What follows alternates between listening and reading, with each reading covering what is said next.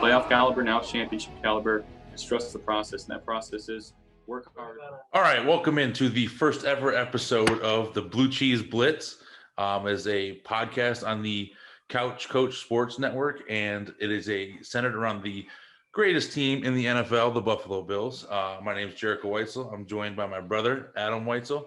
How you doing tonight? Great. 2 more sleeps till that playoff game, baby. Feeling good. A lot of excitement now. Obviously, this is by far the best Bills team since I've been alive. You were about 10 years old when the first run started. What was that like the excitement just in Western New York, the hype around all that every year? It was crazy, growing up playing football in that area. It was very unique. Still one of my all-time favorite plays at a game was we were there for a pump, pass, and kick competition. Jim Kelly threw an interception against the Falcons. The dude running down the sideline, and Jim Kelly tackled him, and I think it blew out the dude's knee. He had to get the cart off the field. Yeah. And so it was awesome. That place was electric during then. And then obviously after, that is when the drought started and the slump. Right. But yeah, it was crazy. Right. So I've only experienced the drought for the most part, but then now kind of the build up. So a lot of excitement going into it.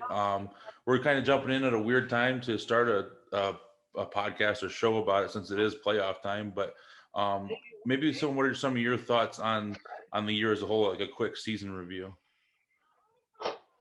Man, honestly, I thought I still had that Bills fan hesitation. Right. I'd say all the way through game 9, maybe week 10 is when I really started to be like, oh man, okay, he's improving each week. Josh Allen. The defense seemed to start to put a little things together. We had spurts. Right. So that's when I was like, man, maybe we can make a run at this. Right. To me, it's weird, going into the games, thinking you're going to win. Even the Monday night game in week 16, I kind of convinced myself, we're going to New England. There's no chance we're going to win. And then we just blow their doors off. So it's going to be, I still think it's going to take some time to get over that because it's just you're kind of always expecting the worst, hoping for the best. But the nice thing about Bills fans is you're there either way. So playoff game, it's the first game. Saturday afternoon, 1:00. We got Indianapolis Colts, who are 11-5. They're a wild card team out of the AFC South, traveling to Orchard Park, take on the Buffalo Bills, who are 13-3 AFC East champs. So there's some injuries of note to kind of touch on real quick. Rockison, who's starting quarterback for the Colts, he's out with concussion, which they have some depth there, but it does change some of the stuff they do. Kenny Moore has to bounce to the outside, and he'll slide into a slot whenever they're in nickel and dime, which I think is going to be probably most of the game. With as much as we run, our 11 personnel and our 10 personnel, where we got 3-4 wide receivers in the field, they're going to have to be in nickel and dime almost the whole game. And then DeForest Buckner is questionable. All signs are pointing to him playing. So I expect him to be in there, which obviously he's a big time wrecking ball in the middle of their defense. On the Bills side of it, we got Cole Beasley's questionable with a knee injury. Now he missed last week. Hard to really say if it's was kind of a precaution or it's serious. But he did not practice the first 2 days of the week. He was a limited participant today. And then Stephon Diggs has an oblique injury where he was limited during practice all week. I'm guessing if there was a lot better chance that Diggs play than Beasley does. If Beasley, it doesn't play, McKenzie stepped in nicely. Obviously, I want Beasley out there, but if we have Diggs and not Beasley, I think we're okay. If we don't have Diggs, then it gets kind of scary. Yeah, I think, to your point, like you said, McKenzie stepped in big last week, and I think there's some other guys too, Gabe Davis, that I think takes some heat off of that slot a little bit with some pressure on the top. But like you said, if Diggs is out and Davis becomes the one for over the top stuff, I think you're right. Then it becomes a real ball control game, and I don't know if we want to just go toe to toe smash mouth. I think it definitely limits us, but I think that will go and show you'll get to see how good John Brown really is. I think sometimes he gets forgotten about. He's kind of battled some injuries this year, but that dude can really play. I mean, he had a big year last year. Every time he's played this year, he's been productive.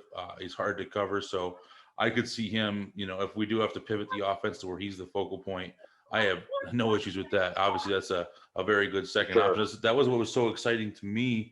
And it kind of sucks because he's been out, but the Diggs trade, Diggs is the number one dude. He's your go-to guy. But getting John Brown on a number 2 corner every week, that's a huge matchup advantage that we've been able to take advantage of. So so there's your injuries. One thing I wanted to look at how the teams are playing coming into this. Last 4 games, Indy's got a win, 44-27 at Las Vegas. They won 27-20 versus Houston on a last-second fumble. They lost 28-24 to Pittsburgh, blew that second half lead, and then won 28-14 against Jacksonville in a game that was a lot closer than many thought it would be.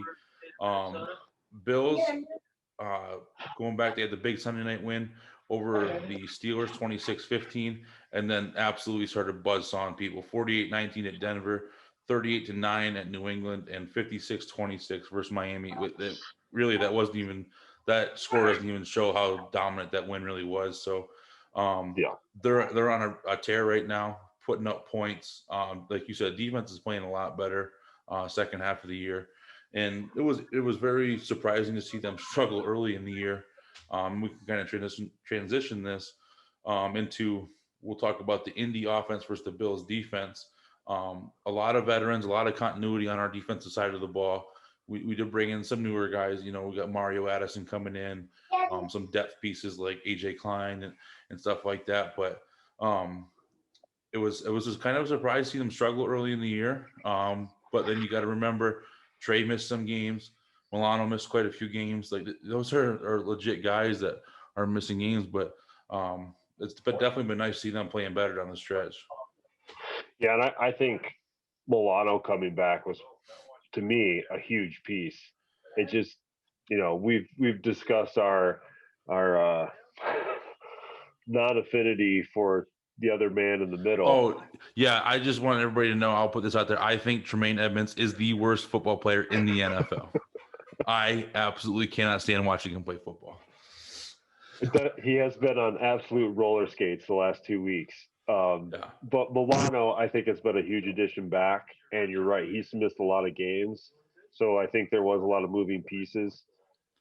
I still think Ed Oliver has kind of started to come on a little better throughout the season, especially on the run game. That's where I think and we'll get into it, Indy's offense really shows like they can gash us if Taylor gets loose on that. And that's what's been scary about our defense, is those big runs sometimes. And I agree with that. And I think part of that narrative is they had the primetime game on Monday night against the Chiefs, where they gave up, I think it was 250 some yards rushing. But if you look at how our defense is structured and what they do, I'm not saying we want to give up gashing runs every play, but we'd rather have somebody run the ball. It's a bend but don't break defense. That's what it is. They like to play too high. They like to be able to limit the over the top passing game, limit the big plays, keep everything in front tackle, and then and kind of clamp down in the red zone and try to force field goals. Now, where that becomes a problem is Matt Milano misses a lot of tackles. He's one of the league leaders in missed tackles, and Tremaine Edmonds he's got bad instincts in the run game. He's a very athletic player. He can do some stuff. If you're trying to go sideline to sideline on him, it's not happening. He'll run you down. But when you're running right at him, that's when he struggles with the instincts of taking on blocks and shedding blockers. So I think if they have a good game and we're able to stay in our protected looks for our corners that are too high, and not have to commit an extra guy to the run game, I think it really plays in our favor.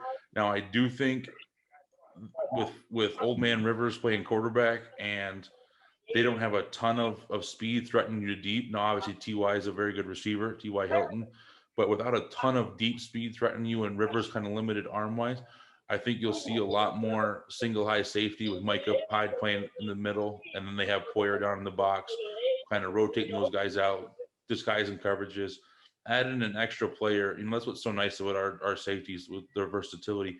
Adding extra guys to the box and trying to limit that run game. Yeah, that's I think that would be an amazing strategy. Like you said, with Ty being one of the main guys, and Tremaine getting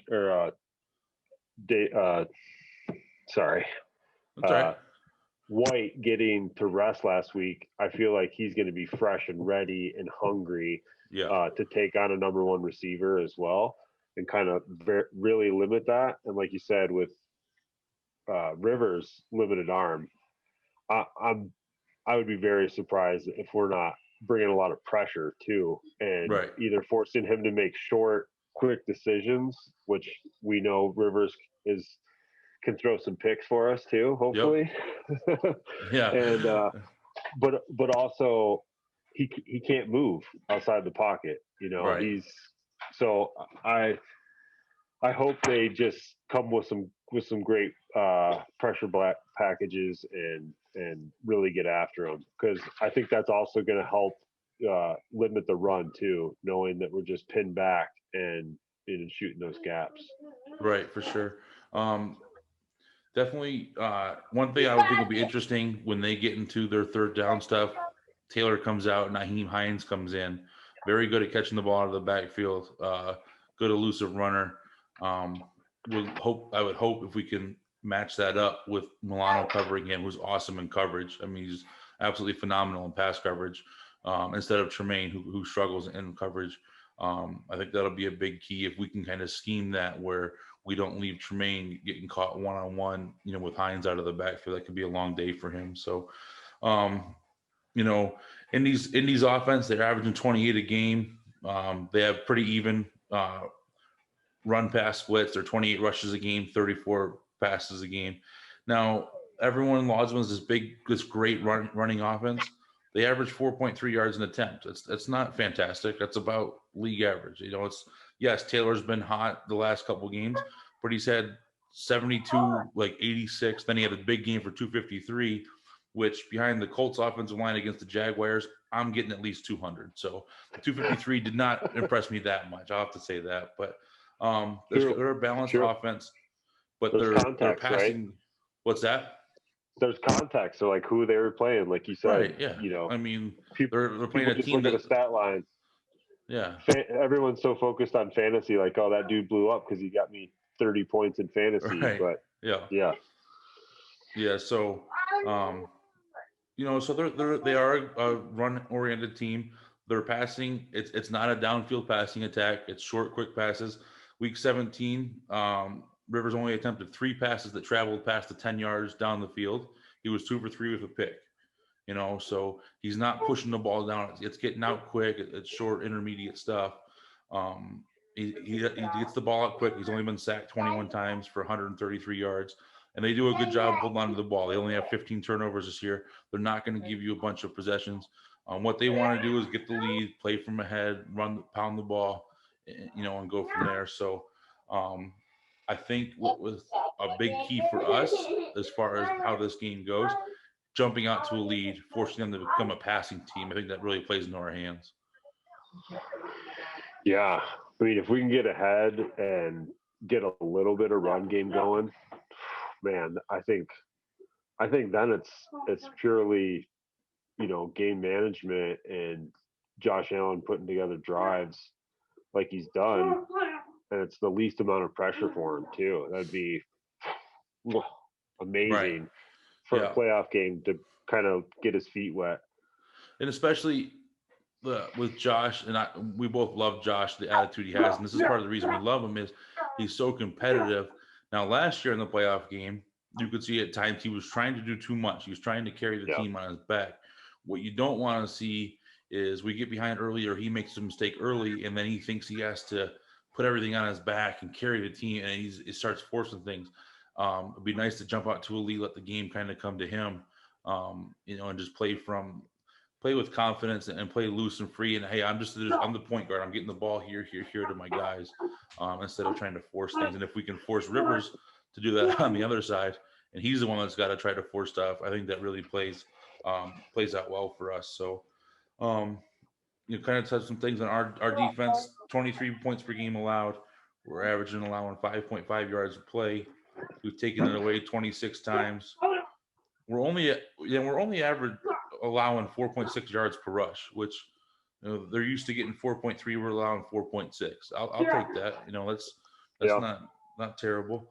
We're giving up 6.1 yards per pass attempt, and we do a good job of getting off the field on third downs. Teams are only converting 39.8% of their third down conversions, which I think is a huge key, especially in playoff football. I mean, you got to get off the field on third down, and a lot of that will probably be stopping the run on first and second down, forcing them into the 3rd and 7s, 3rd and 9s, instead of the 3rd and 2, 3rd and 3, where their whole playbook's open.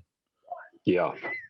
And that's what I was just thinking about is, everyone talks about playing your best football at the end of the year. I think we've all seen, even last year, we saw some really good spurts throughout the season. But I truly feel like this year it's been a culmination, and they truly are playing some of their best football on both sides of the ball.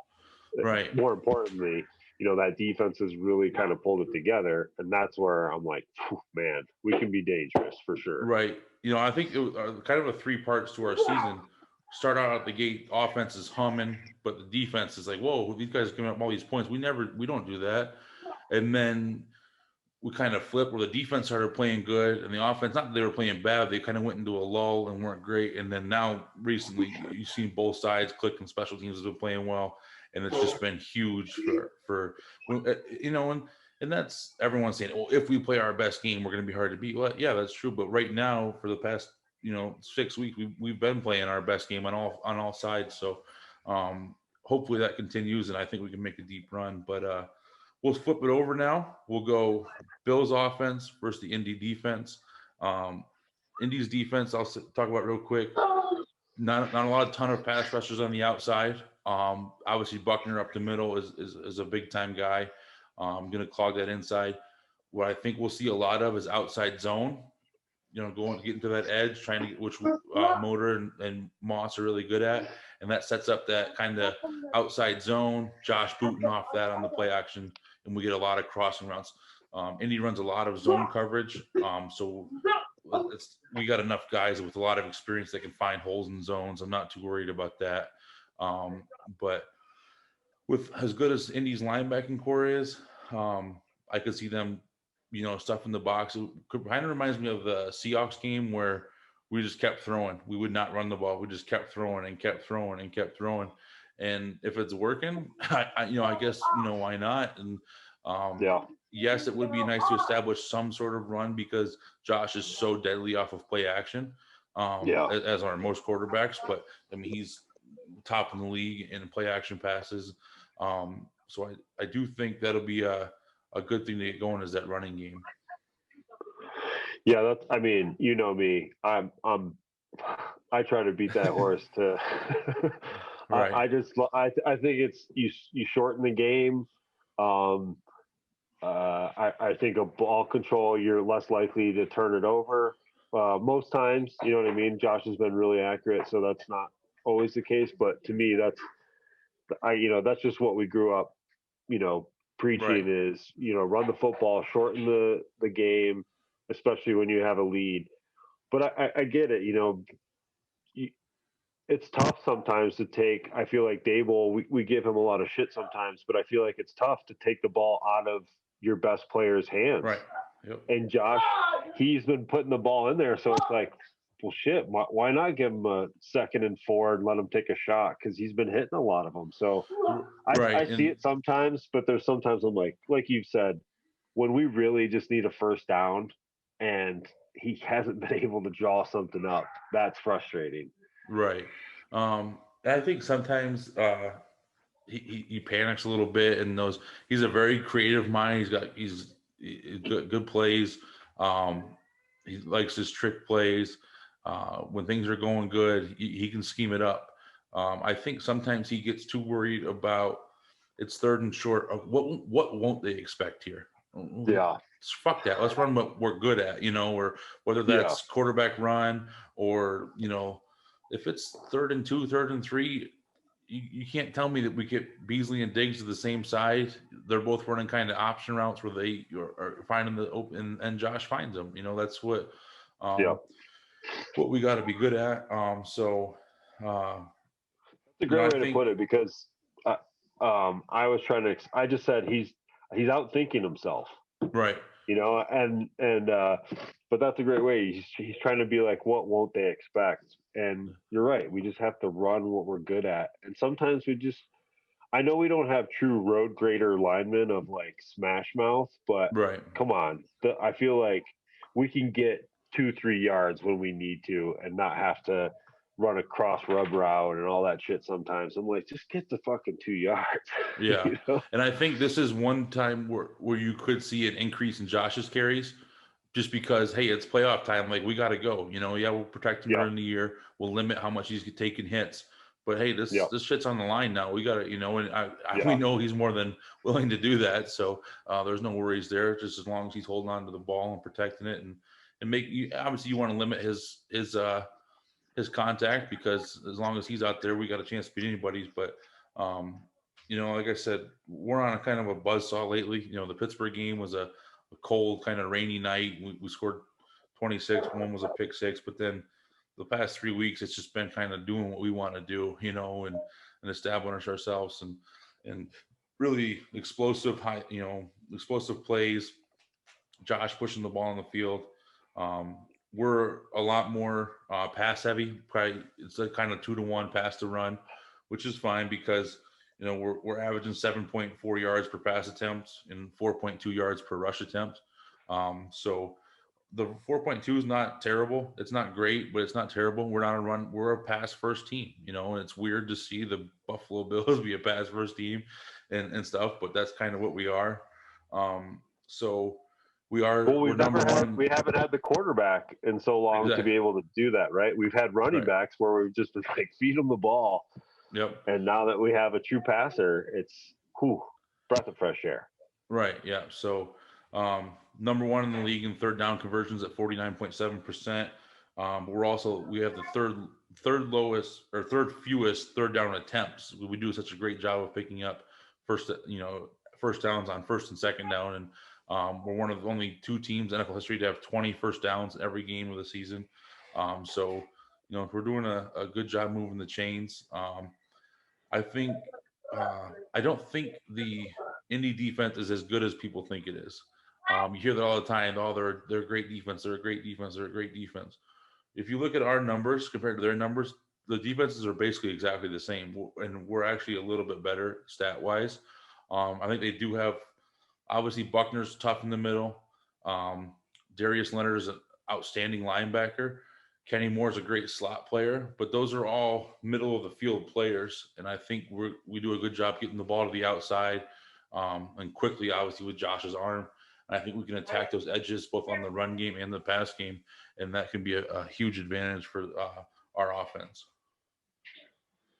Yeah, I'm looking over some of their stats now just for defense and stuff, and yeah, I think there's nothing that stands out as like, wow, they're gonna dominate this area of the football field. The one that I saw plays that.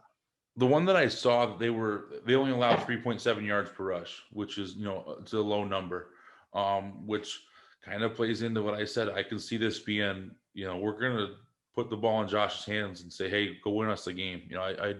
I don't think you're gonna see us run the ball just to run the ball. If it's not working, I don't think we're gonna do it. I think we're gonna rely on Josh and him completing passes and guys getting open and moving the stick. So that is something I think will be a kind of a key to the game, which then goes on to our offensive line holding up in pass pro when they've done a good job all year. Our tackles have been played outstanding. Deion Dawkins and Darrell Williams. Hopefully Feliciano's fully healthy. It'd be nice to have him healthy in the inside with Morris and what's the other guy's name? Butker or Becker, right? Yeah. Playing the other Yep. guards. So, so those guys holding up in pass pro will be really huge. Obviously, Josh has the ability to extend plays, and make and buy some time and make plays down the field. So hopefully he doesn't have to do it too much, but he can if he needs to. Um, Special teams. I think this is an area we can exploit. It's the kickoff return against Indy's kickoff team. Indy's kickoff team, they only have a touchback percentage of 46%, and they allow 21.3 yards per return. Now we know on our side we have probably the best kickoff returner in the NFL, and Andre Roberts. So those are big plays. If you can limit your penalties on kickoff return, and you get a good return, you're starting at the 35 instead of the 15. That's a huge deal. That's totally, it shoots up your potential to score points. So I think that's something, on the other side, Tyler Bass, I truly think he has such a big leg. It's a touchback anytime he wants it to. I think if he doesn't kick it in the end zone, it's because they say, hey, we want it pooched, coming down around the 10, the 5 or the 10, we'll go down and cover. And we do a great job covering. We only allow 17.9 yards per return. It was one of the best in the league. So, I love that he takes he's like a 3-step kickoff. Yeah, 3-step, and he puts it like in the stands. It's unbelievable. So, he's been I wouldn't say a surprise, but it's been nice. You kind of were hoping that he would be this, and he has been that. To be it right away, like that's right. I thought they'd be a little rockier, but man, he's been pretty automatic. So knock on wood on that. Right. He this on the year he's 28 for 34 on field goals, and he's 57 for 59 on extra points. On the other side, their guy Hot Rod Rodrigo Blankenship is 32 for 37 on field goals and 43 for 45. So 2 rookie kickers, both doing a pretty good job. Obviously, Hot Rod has 8 of his games in a dome, so that helps. That's going to help your kicking game. But both guys have been pretty solid. Punting wise, Rodrigo Blankenship is their punter. Rigoberto Sanchez is their punter. He does a pretty good job. They don't give up a lot of yards on return. He has really good hang time. The Bills, on the other hand, one of my second least favorite players, Corey Bojorquez, he's got a huge leg. He can kick the shit out of the ball. I think he has zero clue of where it's going, like at all. So it's kind of a hit or miss thing, and you got to be careful. They've been just recently they've been putting Nyheim Hines back at punt returner. He's averaging a huge yardage on his punt return. So it's one thing to watch for if they get a stop deep in our end and he kicks the shit out of it, but it's a low line drive and he's got a lot of outkicks his coverage. He's got a lot of return yards. That could be something that gives them a short field, which is something we don't want to do. Yep. Yeah, there's been a couple times where, luckily he's kicked it into the end zone because he has outkicked the coverage. Right. Where if that dude's standing on the 10 and catches one line drive, he's gonna have the 30 and going quick. So you're right. I mean, hopefully that's something that they continue to work on with. I think they'll probably end up keeping him around because he has the big leg in Buffalo. So hopefully that's something he can work on. But you're right. It feels like he's just swinging at it, and the couple that he's missed pretty good. And I mean, I think he's gotten. I sent you that one picture of him walking in with the playbook, and I was like, "This dude ain't looking at the playbook. Come on!" Right. But I think special teams could be huge. It's that third phase. We all know how important that is in playoff football, field positioning, all that stuff. So, everyone needs to bring their A game on that side. Yeah. So, now I want to talk a little bit, just kind of get out of the stats and all that, and just more kind of what you feel, and I'll give some to what you feel are some of the keys to the game that could lead. We'll look at it from a Bills point of view. Keys to victory for us.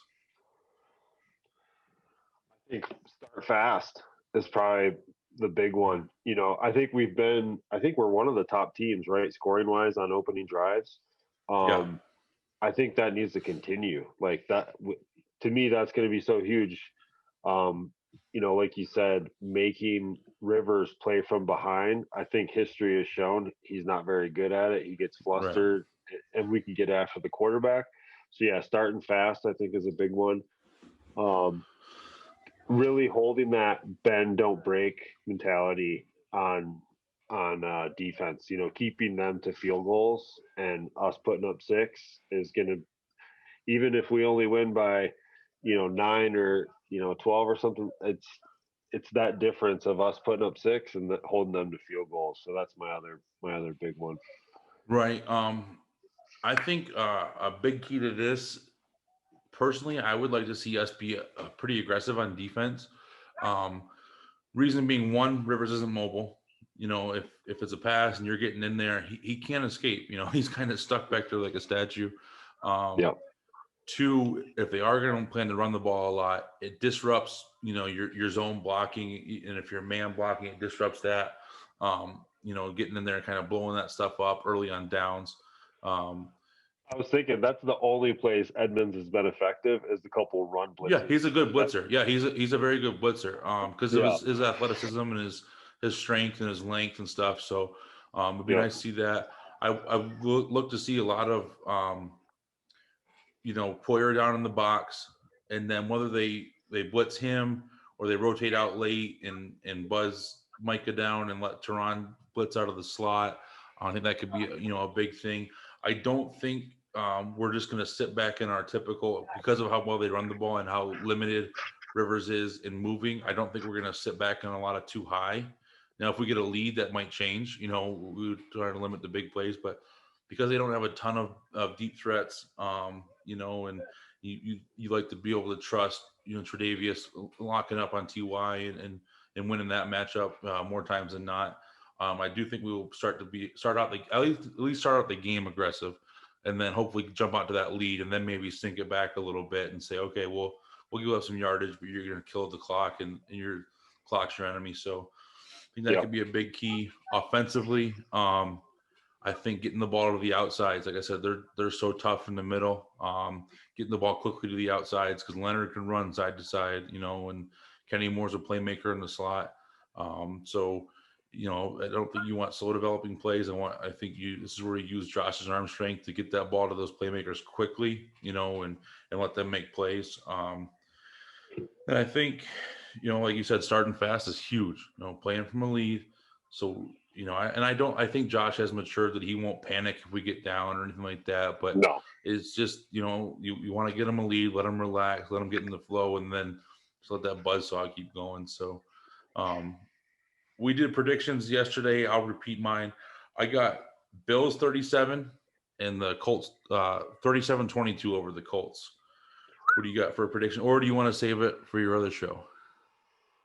No. I mean, I actually haven't even really thought of like the score. Yeah. I know. I think that's what's been amazing to me is just the continuing of putting up points. Like, to me, last week was amazing to put up 56 with a half, or I mean, you know, basically 3/4 of real offense on the top defense. So I'm thinking we're going to come out swinging. So yeah, I think we're somewhere in the 30s. I'd probably go, you know, like 34-27. I think they might get some garbage time, you know, touchdown or something at the end. But like I think we get a lead quick and we hold on to it. So that's 34-27, somewhere in there. Okay. I might go with a hotter take for Bills, baby. You know, maybe Josh Allen might just go off or something. You know, depends how Wyatt's feeling. It's true. You know, he's really the one predicting that show. So that's all him. Yeah. But yeah, and then let's get now we did this yesterday because it's the start of the postseason, and we'll go week to week. But I had the Bills winning winning their first game, winning their second game, and then I think I want to beat them to be the Super Bowl champs really bad, but I think there's like a growing experience. It's like Coach McDermott says, it's a process. I have them losing AFC Championship game, and then next year Super Bowl champions. Chance has them beating the Chiefs, making it to the Super Bowl, and then losing to the Packers. I think I have an idea where you're going to go, but I'll let you give a little postseason prediction. Yeah, that's man. I think we beat the Colts. I think we beat Pittsburgh at home. They come play us. I think we beat them again handedly. I think we beat the Chiefs. I just think Rodgers, man.